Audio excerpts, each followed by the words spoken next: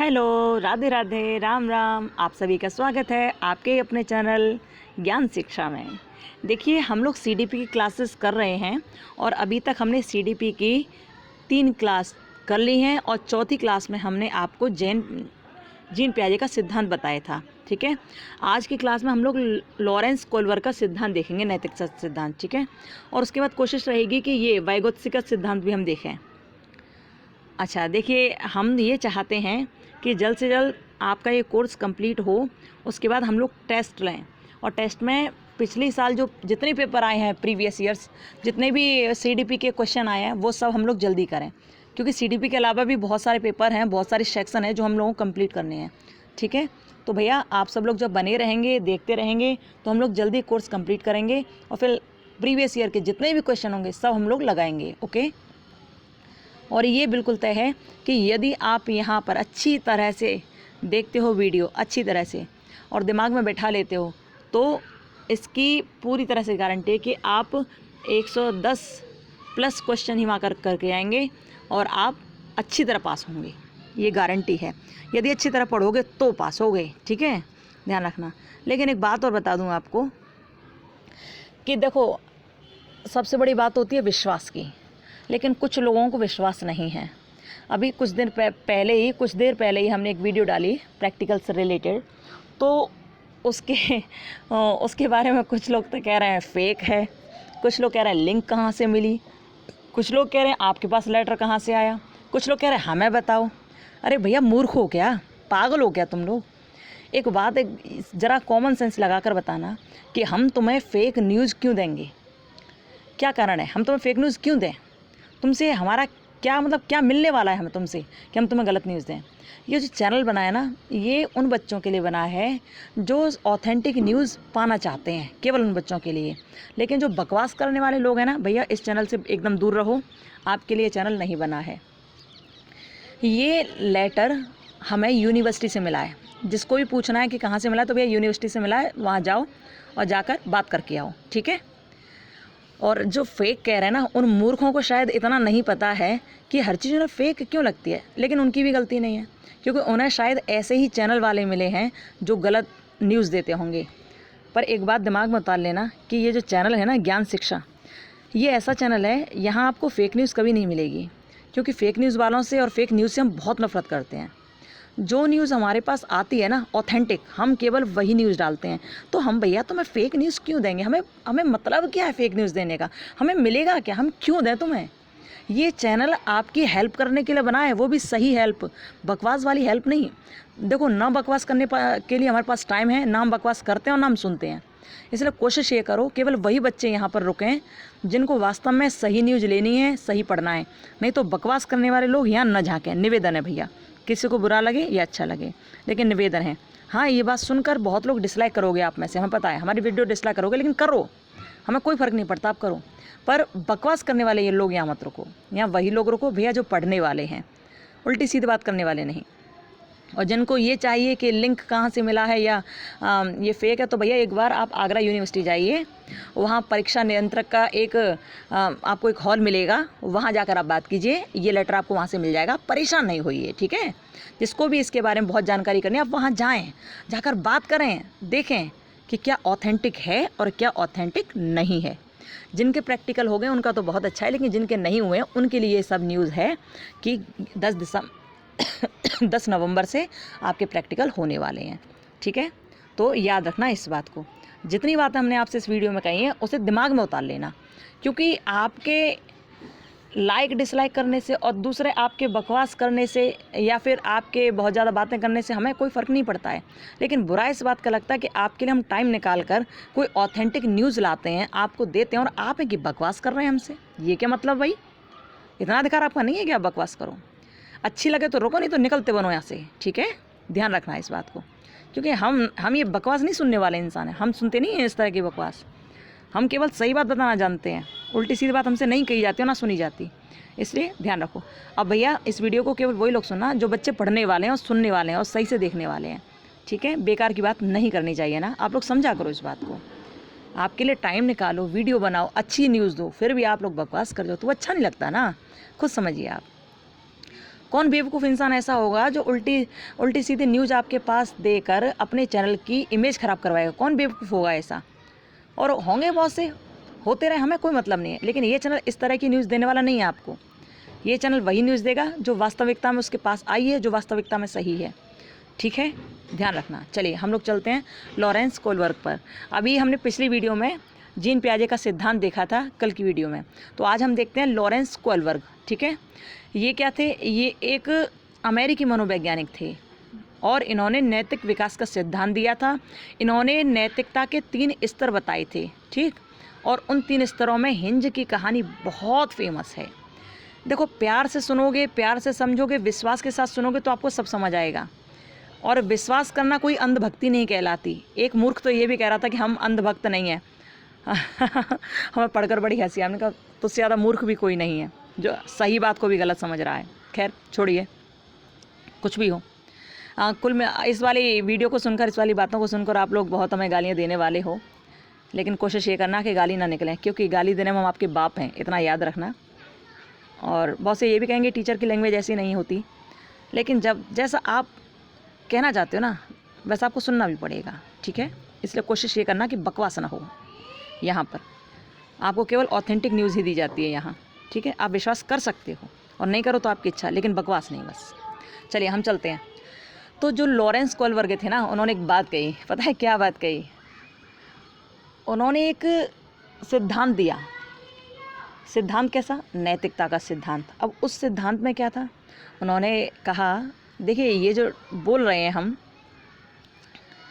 इसमें नैतिकता मुख्य है, इस नैतिकता का ध्यान रखना बस। ठीक है, कहते हैं कि नैतिकता किसी के बाप की जागीर नहीं है। नैतिकता या तो अपने आप से उत्पन्न होती है या समाज से उत्पन्न होती है। क्या कहा? नैतिकता किसी के बाप की जागीर नहीं है, ये या तो समाज से मिलती है या अपने आप से मिलती है। तो इन्होंने 2 बातों पर जोर दिया कि नैतिकता समाज से मिलती है और हाँ, ये स्वयं भी उत्पन्न होती है नैतिकता। लेकिन क्या है कि आजकल नैतिकता की कहानी बड़ी ख़राब होती चली जा रही है। लोग नैतिक नहीं रहे हैं, किसी के सामने कुछ भी प्रस्तुतिकरण किया जाए सब बकवास हो जाता है। देखिए, यहाँ नैतिकता के जो 3 स्तर बताएं उनके बारे में हम लोग चर्चा करेंगे। यहाँ पर लॉरेंस कोलबर्ग ने नैतिकता का जो सिद्धांत दिया ना, तो पहले उन्होंने ये बताया कि नैतिकता होती क्या है और फिर नैतिकता की कहानी सुनाई। नैतिकता की कहानियों में हिंज की कहानी बड़ी फेमस है, बहुत फेमस कहानी है हिंज की। आप लोगों ने वैसे तो सुन ही रखी होगी, लेकिन हम शॉर्ट में आपको बता देते हैं कि क्या कहानी थी। पहले तो इसमें से ये प्रश्न हमेशा पूछ लिए जाते हैं कि लॉरेंस कोलबर्ग कहाँ के मनोवैज्ञानिक थे? तो ये अमेरिकी थे। इन्होंने सिद्धांत कौन सा दिया? तो नैतिक विकास का सिद्धांत। ये याद रखना। ठीक है, दोनों प्रश्न याद रखना। इन्होंने नैतिकता के 3 स्तर बताए, ये भी याद रखना। और हिंज की जो कहानी है उसमें ये कहानी थी कि एक हिंज नाम का व्यक्ति था और इसकी एक पत्नी थी। हिंज यूरोप में रहता था, इसकी वाइफ यूरोप में रहती थी। तो क्या हुआ, एक बार इसकी वाइफ बहुत बीमार हो गई और जब वो बीमार हो गई तो डॉक्टर के पास वो ले गया उसे। अब डॉक्टर ने एक दवा लिख दी और कहा कि इस दवा को उस फलाने डॉक्टर से लेकर आना, केवल उसी के पास वो वाली दवा उपलब्ध है और किसी डॉक्टर के पास ये दवा उपलब्ध नहीं मिलेगी, केवल उसके पास मिलेगी, इसलिए आप जाएँ वहाँ से लेकर आएँ। तो उस हिंज ने क्या किया, वो पर्चा लिया और पर्चा लेकर वो उसी डॉक्टर के पास पहुंचा, उसी व्यक्ति के पास पहुंचा जिसके पास वो दवा थी, उसी साइंटिस्ट के पास पहुंचा। और जैसे ही वहाँ पहुंचा तो उसने पर्चा दिखा दिया, भैया मुझे दवा दे दो, मुझे मेरी पत्नी के लिए दवा चाहिए, मुझे दवा दे दो। अब उसने कहा कि पैसे लाए हो? हिंज के पास पैसे बहुत कम थे। हिंज ने कहा मेरे पास इतने ही पैसे हैं। अब पैसे है नहीं। अब वो जो व्यक्ति जिसके पास वो दवा थी ना, जो डॉक्टर था उसके जिसके पास जो दवा थी, उसने कहा भैया इतने पैसे में दवा नहीं आनी है, मैंने इस दवा को अपने करोड़ों रुपए खर्च करके तैयार किया है, मैं तुम्हें ऐसे नहीं दे सकता, ऐसे मैं ऐसे नहीं दूंगा तुम्हें। लेकिन हिंज नहीं माना। हिंज ने कहा भैया मेरी वाइफ बीमार है, वो मर जाएगी, आप कृपया कर मुझे ये दवा दे दीजिए, मेरे पास कुछ पैसे आप इन्हें रख लीजिए, मुझे दे दीजिए। लेकिन उस व्यक्ति ने वो दवा उसे नहीं दी और जब नहीं दी तो हिंज बहुत दुखी हो गया, क्योंकि एक और उसकी पत्नी है जो बिल्कुल मरणासन हालत में है और दूसरी ओर वो डॉक्टर है जो दवा नहीं दे रहा है। अब हिंज ने सोचा कि मैं करूं तो करूं क्या, यदि मैं यहाँ से चोरी करता हूँ इस दवा की, यदि मैं ज़बरदस्ती इस दवा को लेकर जाता हूँ तो ये गलती होगी, और यदि मैं दवा नहीं ले जाता तो मेरी पत्नी मर जाएगी। जब हिंज ये सोच रहा है ना कि यदि मैं यहाँ से इस दवा को चुरा कर ले जा रहा हूँ तो फिर ये चोरी कहलाएगी और यदि दवा को तो हिंज का यही सोचना कि मैं डॉक्टर से दवा लेकर यदि यहाँ से चोरी से ले जाता हूँ, ज़बरदस्ती ले जाता हूँ, तो ये अच्छी बात नहीं है, ये गलत बात है, मुझे पुलिस पकड़ के ले जाएगी। लेकिन यदि मैं दवा नहीं ले जाता तो मेरी पत्नी मर जाएगी, तो मैं करूँ तो करूँ क्या। इस दुविधा में पड़ गया वो हिंज।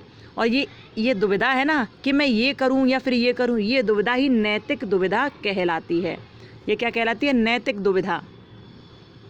ऐसा ही होता है ना, हर एक की लाइफ में ये नैतिक दुविधा होती है कि मैं क्या करूं और क्या ना करूं, दोनों में से मैं किसको चुनूं, मुझे समझ नहीं आ रहा। हिंज भी यही सोच रहा था। आपने देखा है, जब एक लड़के की शादी हो जाती है तो एक तरफ उसकी माँ होती है और दूसरी तरफ उसकी वाइफ होती है।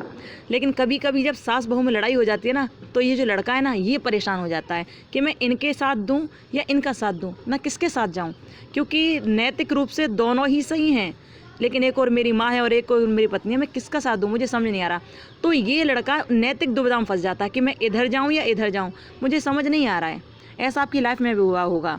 आप भी कभी कभी एक ही टाइम पर दो चीज़ों में कन्फ्यूज़ हो गए होंगे कि मैं इसको करूँ या इसको करूँ, दो कामों में कन्फ्यूज़ हो गए होंगे। तो ये भैया नैतिक दुविधा हर एक की लाइफ में आती है, जहाँ दोनों ही पक्ष सही हैं, अब साथ किसका दिया जाए वो समझ नहीं आए, वही नैतिक दुविधा कहलाती है। लेकिन जब ये नैतिक दुविधा आती है ना, तो व्यक्ति क्या सोचता है कि अब मैं कब तक इन दोनों के बारे में सोचता रहूँगा, कम से कम मुझे इनमें से एक का चुनाव करना ही पड़ेगा। जब व्यक्ति चुनाव के बारे में सोचता है ना, चुनाव के बारे में सोचता है, तभी वो ये देखता है कि इसमें कितनी गलतियाँ और इसमें कितनी गलतियाँ हैं। अब अच्छा ही नहीं देख रहा, अब गलती देख रहा है। अब जहाँ पर जिसकी गलती ज़्यादा हुई, या फिर ये समझो जिसकी इम्पोर्टेंस कम हुई, वो व्यक्ति उसी को छोड़ देता है, और जिसकी इम्पोर्टेंस ज़्यादा हुई वो उसी को पकड़ लेता है। तो फिर ऐसा होता है। तो जहाँ पर डिसीजन ले लिया कि मुझे ये चाहिए क्योंकि मुझे इसकी ज़्यादा ज़रूरत है, जहाँ पर ये डिसीजन ले लिया कि ये ज़्यादा अच्छा, मुझे इसकी ज़्यादा ज़रूरत है, तो वहीं पर ये स्थिति नैतिक तर्कणा कहलाती है। यहाँ पर जो दुविधा की स्थिति होती है ना, वहाँ से इंसान बाहर निकल आता है और किसी में दोनों में से एक का चुनाव वो कर लेता है। तो ये होती है नैतिक तर्कणा। समझे दोनों में अंतर? नैतिक दुविधा क्या है? नैतिक दुविधा ये है कि मैं इसे चुनूं या इसे चुनूं, कौन ज़्यादा अच्छा है, किस में ज़्यादा अच्छी चीज़ है। जहाँ दोनों बराबर लग रहे हैं लेकिन चुनने में कठिनाई हो रही है, तो ये होती है नैतिक दुविधा। ठीक है, तो इसमें पता नहीं रहता कि क्या करूं क्या ना करूं दोनों में से किसे चुनूं, असमर्थ हो जाता है इंसान। लेकिन जब दोनों में से किसी एक का चुनाव कर लेता है, जिसकी अच्छाई ज़्यादा लगे, जिसकी इंपॉर्टेंस ज़्यादा लगे, जब वो उसको चुन लेता है तो वो हो जाती है नैतिक तर्कणा। ठीक है, वो होती है नैतिक तर्कणा। यहाँ वो दुविधा से बाहर निकल आता है और किसी एक का चुनाव कर लेता है। ठीक है, तो हिंज की कहानी भी तो यही थी। हिंज ने जब ये सोचा कि मैं दवा नहीं ले जाऊंगा तो मेरी पत्नी मर जाएगी, और दवा ले गया तो पुलिस मुझे पकड़ ले जाएगी, तो उसने ये सोचा कि अब मुझे पुलिस की परवाह किए बिना अपनी पत्नी के पास दवा ले जाना चाहिए, क्योंकि मेरी दवा खाने से, इस दवा को खाने से मेरी पत्नी पुनः ठीक हो जाएगी, और मेरी पत्नी ठीक हो गई तो बस सब काम मेरे ठीक हो जाएंगे, फिर पुलिस मुझे चाहे जेल में डाले चाहे कुछ करे। तो हिंज ने क्या किया? हिंज उस दुविधा से निकला और निकल कर उसने दवा ली, और निकल कर वो दवा को चोरी करके वहाँ से भाग गया, अपनी पत्नी को दवा दी और उसकी पत्नी ठीक हो गई। तो नैतिक दुविधा तो यही थी कि मैं चोरी करूं या ना करूं, और जब उसकी उसने दवा ले ली और दवा लेकर वो पत्नी के पास पहुंच गया, दवा दे दी अपनी पत्नी को, तो वो नैतिक तर्कणा हुई। यानी कि इस समय उसको अपनी पत्नी के लिए ज़्यादा सोचना पड़ रहा था, क्योंकि उसकी पत्नी बहुत बीमार थी। यदि वो दवा नहीं ले जाता तो उसकी पत्नी मर जाती। तो ये हिंज की कहानी बहुत फेमस है यहाँ पर कोलवर्ग के सिद्धांत में। याद रखना, कोलवर्ग ने नैतिकता का सिद्धांत दिया था। ठीक है। अच्छा, नैतिकता मुख्य रूप से क्या है? नैतिकता जैसे कि आपको किसी काम को देखकर पता चले कि ये सही है या गलत है, इसकी जानकारी आपको हो जाए। नैतिकता की परिभाषा है कि सही गलत तथा अच्छे बुरा का ज्ञान और पहचान होना ही नैतिकता है। आप किसी कार्य को करते हुए समझ जाओ कि ये सही है या ये गलत है, तो वही नैतिकता है। ठीक। कोई जानवर जा रहा है रोड पर, कोई गाय जा रही है और गाय सीधी चली जा रही है, लेकिन आप डंडा लेकर उसे मारने लगे, तो क्या ये नैतिकता है? ना, ये नैतिकता नहीं है। लेकिन जब एक गाय जा रही है और जाते जाते आपने उसे रोटी खिला दी या प्रेम से उसे आगे बढ़ा दिया, तो वो है नैतिकता। एक बूढ़ा व्यक्ति रोड पार कर रहा है और जो आंख से सही से देख भी नहीं पा रहा, अब उस बूढ़े व्यक्ति के पीछे आप चले आ रहे हो, आप झट से धक्का दे देते हो कि हटो, सामने से हट नहीं रहे हो, हमें भी तो निकलना है, क्या तुम्हें ही निकलना है? तो क्या ये नैतिकता है? ना जी, ये नैतिकता नहीं है। नैतिकता तो उसमें है कि आप उस बूढ़े व्यक्ति का हाथ पकड़ के उसे रोड क्रॉस करा दो, वो है नैतिकता। तो जहाँ सही गलत की जानकारी आपको हो जाए, सही गलत की पहचान आपको हो जाए, तो वही नैतिकता है। और यही नैतिकता का सिद्धांत दिया था लॉरेंस कोलबर्ग ने। ठीक है। अच्छा, नैतिकता के उन्होंने 3 स्तर बताए थे, क्योंकि हम यहाँ बच्चों के लिए बात कर रहे हैं नैतिकता में। तो देखिए उन्होंने 3 स्तर कौन कौन से बताए। उन्होंने पहला स्तर बताया था प्री कन्वेंशनल स्टेज, यानी कि प्राक रूढ़िगत नैतिकता। तो ये जो प्री कन्वेंशनल स्टेज है ना, ये 4 से 10 साल के बच्चों में होती है। इसमें क्या होता है, इसका पहला ऑप्शन है, इसमें पहला पॉइंट है पनिशमेंट एंड ओबिडेंस स्टेज, यानी कि दंड एवं आज्ञा पालन उन्मुक्ता। इसमें क्या होता है, पहले वाले में पनिशमेंट एंड ओबिडेंस स्टेज में क्या होता है, इसमें दंड और आज्ञा पालन के प्रति वो सजग रहता है। मतलब ये कि जब कोई छोटा बच्चा होता है ना, 4 से 10 साल का बच्चा, तो उसके सामने आप कुछ भी कहते रहो, उसे फ़र्क नहीं पड़ता। लेकिन जब आप उससे कहते हो नहीं बेटा ऐसा करो, यही सही है, तब वो उस बात को मान जाता है। देखो उस बच्चे के अंदर खूब दिमाग होता है, मन भी उसका काम करता है, तर्क भी, लेकिन यहाँ वो कुछ नहीं चलाएगा, क्योंकि ये सब चीज़ें उसकी सही होती नहीं है। सही क्या, इतना डेवलप नहीं होता उसका माइंड, इतना उसका मन डेवलप नहीं होता है, और इतना उसकी तर्क भी डेवलप नहीं होते, क्योंकि इन सब चीज़ों की कमी पाई जाती है यहाँ पर। ठीक है, इसलिए वो इनको सही से चला नहीं पाता, यहाँ डेवलपमेंट की कमी पाई जाती है, इसलिए वो सही से चलाता नहीं इनको, और चलाता कि उसे खुद ध्यान नहीं रहता कि ये सब है। तो यहाँ वो क्या काम करता है, यहाँ इस पहली स्टेज में वो यही काम करता है कि घर वालों ने कह दिया कि बेटा ये सही है, तो वो यही काम करेगा। तो कह दिया ये गलत है, तो वो वही काम करेगा। माँ बाप ने जो कह दिया, समाज ने जो कह दिया, वो उसी बात को मानेगा। और ये कह दिया कि यदि गलत काम करोगे तो पुलिस पकड़ के ले जाएगी, तो बच्चा इस बात को दिमाग में बैठा लेगा, हाँ गलत काम करोगे तो पुलिस पकड़ के ले जाएगी।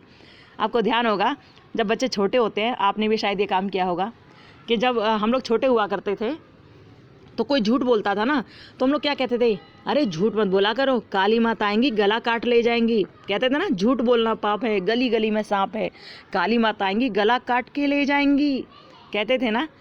क्योंकि हम लोग अपने बड़ों से इस बात को सुनते थे, तो हम लोगों को पता था कि हाँ कुछ ना कुछ होता ज़रूर है। तो ऐसी बात ही बच्चों के मन में जब बैठा दी जाती है, बेटा गलत काम नहीं करते नहीं तो दंड मिलता है, काली माता आती हैं गला काट के ले जाती हैं, तो बच्चे इस बात को मन में बैठा लेते हैं। अब बच्चे सोचते नहीं हैं, तर्क नहीं करते, दिमाग नहीं चलाते इस पर, केवल इस बात को बैठा लेते हैं कि हाँ माता आएंगी और गला काट के ले जाएंगी, हाँ यदि हम गलत काम करेंगे तो पुलिस पकड़ ले जाएगी। बच्चे केवल ये बात सोचते हैं। तो वो आज्ञा पालन और दंड की ओर उन्मुक्त रहते हैं इसमें। ठीक है, यानी कि किसी ने कहा तो मान भी लिया, और ये भी समझ लिया उन्होंने कि दंड भी मिलता है, ये समझ लिया। तो पहली स्टेज का पहला पॉइंट यही कहता है। ठीक है, यहाँ इस पहली स्टेज में बच्चा अपना दिमाग, अपना मन और अपना तर्क कुछ नहीं चला पाता, क्योंकि उसको खुद इतनी समझ नहीं होती है। ठीक, और इसी का दूसरा पॉइंट है इंस्ट्रूमेंटल रिलेटिविस्ट इंडिविजुअलिज्म, साधनात्मक सापेक्षता उन्मुक्ता। देखिए अब क्या होता है कि जब आपका मन कहीं और भटक रहा हो ना, तो आप जिस चीज़ को बोलना चाहो वो भी आप सही से क्लियर नहीं बोल पाते हो, ऐसा ही होता है। पर तभी कहते हैं कि कोई काम करो ना बिल्कुल फ्रेश माइंड से करो, लेकिन कुछ ना कुछ ऐसी बात बढ़ जाती है और बन जाती है जो माइंड ख़राब कर देती है। होता है कभी कभी ऐसा, खैर कोई बात नहीं, सब चलता है, लाइफ है ये। तो देखिए ये दूसरा जो पॉइंट है ना, इंस्ट्रूमेंटल वाला, रिलेटिविस्ट वाला, तो इसमें क्या है, इसमें बच्चा ये करता है कि तुमने मेरे साथ गलत किया तो मैं भी तुम्हारे साथ ही गलत करूँगा, क्योंकि तुमने सही नहीं किया इसलिए मैं तुम्हारे साथ सही नहीं करूँगा। तो दूसरी स्टेज यही कहती है कि जैसे को तैसा। अब बच्चे के गाल पर किसी ने थप्पड़ मार दिया, वो क्लास में बैठा है, उस बच्चे के गाल पर उसके सहपाठी ने थप्पड़ मार दिया, तो बच्चा चुप नहीं रहता, वो उसके बाल खींच देगा, वो उसे मार देगा, यानी कि तुमने जैसा किया वो तुम्हारे साथ वैसा ही करने वाला है। ठीक, तो ये होती है इस पहली स्टेज की सेकंड पॉइंट। ठीक है, जो 4 से 10 साल के बच्चों में होता है। ये याद रखना है आपको कि पहले में ये पहला जो स्टेज है ना, इसमें बच्चा अपना मन, अपना दिमाग, अपना तर्क कुछ नहीं चलाता, क्योंकि उसे उसकी जानकारी होती ही नहीं है।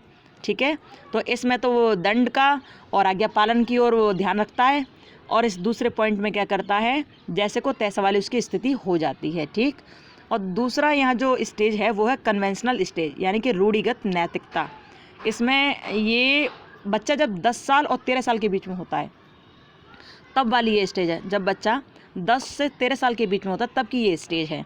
तो उस टाइम क्या होता है, उस टाइम स्टेज एक ऐसी आती है कि जब बच्चा अपने आप को सही देखना चाहता है। सही कैसे, थोड़ा सजने संवरने लगता है, शीशे में अपनी शक्ल निहारने लगता है और चाहता कि सब मुझे अच्छा लड़का या अच्छी लड़की कहें। बच्चा ऐसा चाहता है। तो ये स्टेज कौन सी होती है, अच्छे लड़का और अच्छी लड़की वाली स्टेज होती है। आपने देखा होगा कि जब हम लोग पढ़ा करते थे 6, 7, 8 क्लास में पढ़ा करते थे तो स्कूल जाते थे तो क्या होता था, वहाँ पर हेड बॉय हेड गर्ल बनाए जाते थे। और किसको बनाते थे वो टीचर्स लोग, वो उन्हें बनाते थे जिनके नेल्स एकदम साफ़ हों, जिनके यूनिफॉर्म एकदम साफ़ हों और जो अच्छे बच्चे हों उन्हें बनाते थे। तो बच्चों के अंदर ये उन्मुखता रहती थी कि यार हम भी अच्छे बने, हम भी हेड बॉय हेड गर्ल बने, हम भी मॉनिटर बने। ये इच्छा रहती थी सब बच्चों के अंदर।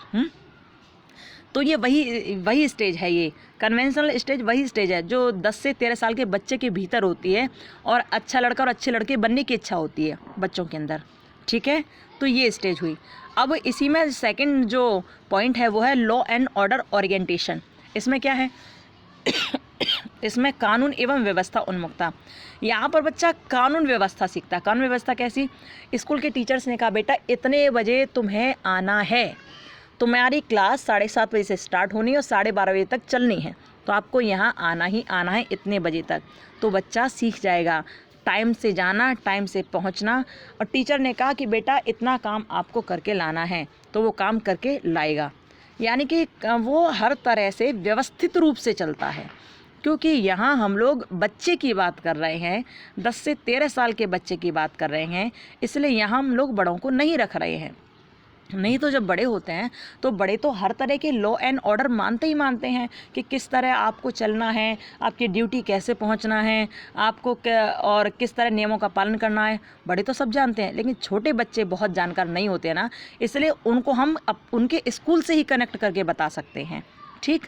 तो यहाँ वो कानून व्यवस्था इनकी ओर उन्मुख होते हैं कि जैसे ही टीचर ने कहा है कि तुम्हें क्या करना है क्या नहीं करना, किस तरह तुम्हारे लिए सही होना है, कौन सी चीज़ तुम्हारे लिए सही होनी है, तो उसके हिसाब से चलते हैं, उसी कानून को वो अपनाते हैं, उसी व्यवस्था को वो अपनाते हैं। अच्छा देखो, पहले स्तर में हमने आपको ये बताया था कि बच्चे अपना ना दिमाग चलाएंगे, ना मन चलाएंगे, ना तर्क चलाएंगे। इन चीज़ों में से किसी को नहीं चलाते क्योंकि उनको इस चीज़ की जानकारी होती ही नहीं है। ठीक है, लेकिन सेकंड स्टेज जो आती है ना, सेकंड स्टेज में बच्चे का मन भी अच्छी तरह काम करने लगता है, दिमाग भी अच्छी तरह काम करने लगता है और वो तर्क भी अच्छी तरह से कर सकता है। लेकिन ना तो उसका मन काम करने की तैयार है, लेकिन वो मन से अब काम नहीं करेगा, ना दिमाग अपना चलाएगा ना तर्क चलाएगा। इसलिए नहीं चलाएगा क्योंकि वो दूसरों के अनुसार ही काम करता है। ठीक है, यहाँ दूसरों के अनुसार ही काम करेगा, सेकंड स्टेज में दूसरों के अनुसार ही वो काम करेगा। हालांकि उसका मन भी खूब चलता है और उसका दिमाग भी खूब चलता है और थर्ड उसका तर्क भी खूब चलता है। ये सब चीज़ों को वो अच्छी तरह चला सकता है, लेकिन यहाँ सेकंड स्टेज में वो नहीं चलाता है। यहाँ भी वो दूसरों के अनुसार ही चलता है।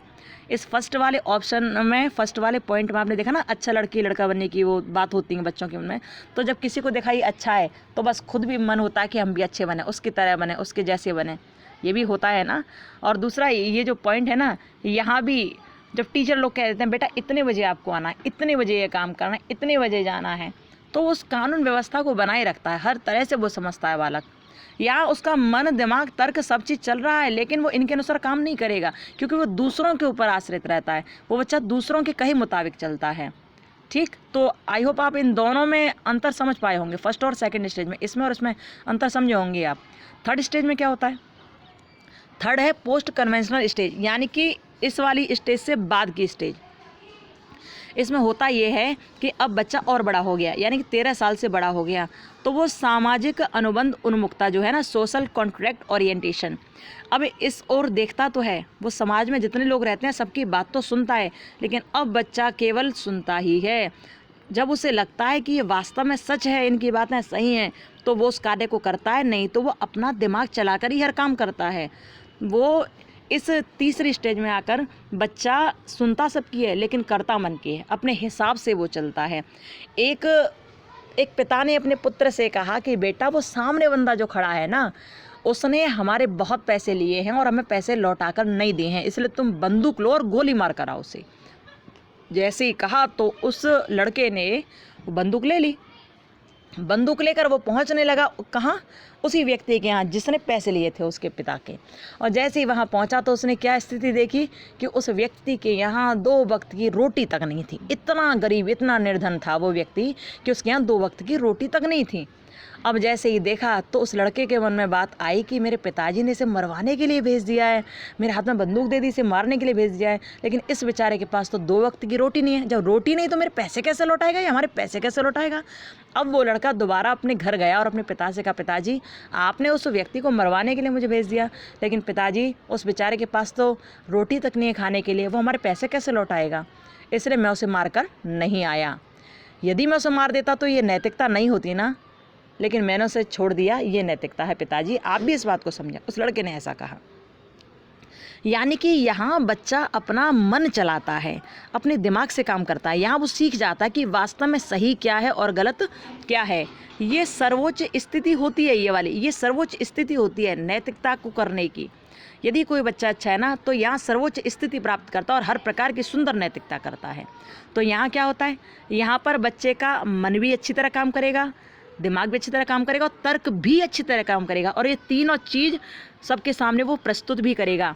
पहली स्टेज में मन, दिमाग और तर्क सब था, लेकिन बच्चे को स्वयं नहीं पता था कि मेरे पास मन, दिमाग और तर्क भी है। वो नहीं समझता था, वो केवल दूसरों के बताए हुए अनुसार चलता था। किसी ने कह दिया उसने वही मन में बैठा लिया।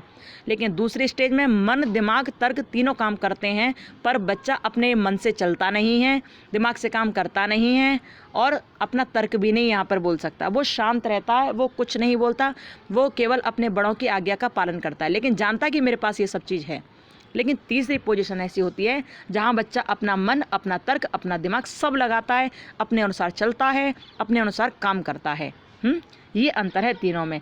और तीसरे पॉइंट की, तीसरे ऑप्शन की जो सेकंड पॉइंट है, तीसरे ऑप्शन का जो सेकंड पॉइंट है, उसमें क्या है, यूनिवर्सल एथिकल प्रिंसिपल ओरिएंटेशन, यानी कि सार्वभौमिक नैतिक सिद्धांत उन्मुखता।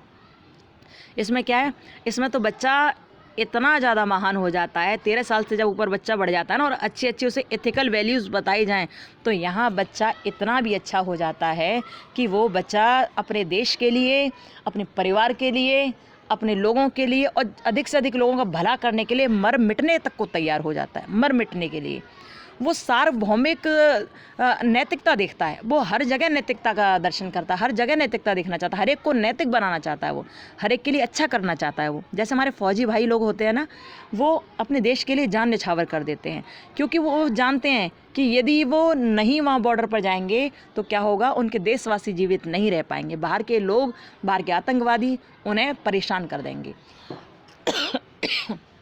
यही तो नैतिकता है, जो अपने लिए, देशवासियों के लिए, परिवार के लिए कुछ कर गुजरने की इच्छा हो जाए। तो ये जो स्टेज होती है ना 13 साल से ऊपर की, यहाँ बच्चे के मन में बहुत एकदम उन्मुखता होती है कि मुझे देश के लिए समर्पित होना है, मुझे इसके लिए समर्पित होना है। जहाँ अधिकाधिक लोगों का भला हो, बच्चा उनकी ओर ही, उसकी ओर ही पहुँचता है।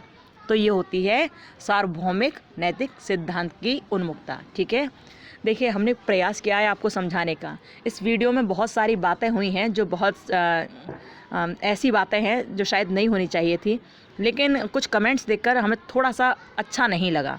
अच्छा इसलिए नहीं लगा कि जब आपको नहीं पता हो किसी बारे में तो आपको बेवजह बात करने का कोई मतलब नहीं निकलता है। ठीक है, आगे से कोशिश करना कि आपको यदि कोई चीज़ अच्छी नहीं लग रही तो आप वहाँ से निकल जाओ, लेकिन बकवास नहीं करना, क्योंकि इतना टाइम लगता है वीडियो बनाने में और ऑथेंटिक न्यूज़ इकट्ठा करने में, और फिर जब कोई ये बकवास कर दे कि नहीं आप गलत बता रहे, तो ये बड़ा गंदा लगता है।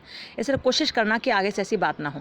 तो आज हमने कोलवर का सिद्धांत समझा, हमने प्रयास किया समझाने का, शायद आपको समझ आए हो। यदि नहीं समझ आए तो आप एक बार दोबारा पढ़ लेना, ठीक है, आपको अच्छी तरह समझ आ जाएगा। खैर, अब आप खुश रहिए, मस्त रहिए, ध्यान रखिए, और किसी की वीडियो पर बकवास वाले कमेंट, अनर्गल कमेंट न किया कीजिए, ठीक है। और यहाँ पर इस चैनल पे तो भैया वीडियो केवल उन बच्चों के लिए है जो वास्तव में पढ़ना चाहते हैं और वास्तव में विश्वास रखते हैं कहीं ना कहीं। अंधभक्ति नहीं है ये विश्वास वाली बात है, और सही बात पर विश्वास होना ही चाहिए। अंधभक्ति उसे कहते हैं जो उल्टी सीधी बात को भी मान ले और बस किसी के चलाए ही चले। तो यहाँ आपको किसी के चलाए नहीं चलना है, अपना मन यूज़ करना है, अपनी बुद्धि यूज़ करनी है, ठीक है। लेकिन बकवास नहीं करनी है, सोच समझ के बात करनी है, ठीक है। अब खुश रहिए, मस्त रहिए और अपना ध्यान रखिए। हमें पता है इस वीडियो के बाद आप लोग बहुत कमेंट करने वाले हो, खैर कीजिएगा, फ़र्क नहीं पड़ता हमें। लेकिन ये ध्यान रखना कि जब हम बदतमीजी नहीं करते तो बदतमीजी सहन भी नहीं करते हैं, ठीक है। क्योंकि आपको कोई भी गलत कमेंट पास करके या आपको गलत इन्फॉर्मेशन देकर हमें कुछ नहीं मिलने वाला है। ये चैनल सिर्फ सही बात के लिए बना है, सिर्फ आपको ऑथेंटिक न्यूज़ देने के लिए बना है, ओके। ये जो आपने देखा था प्रैक्टिकल के बारे में जो चर्चा हुई है 10 नवंबर की, वो यूनिवर्सिटी से लेटर मिला है। जिसको भी पूछना हो यूनिवर्सिटी जाकर बात कर ले, ठीक है। चलिए खुश रहिए, मस्त रहिए, जय सिया राम, राधे राधे।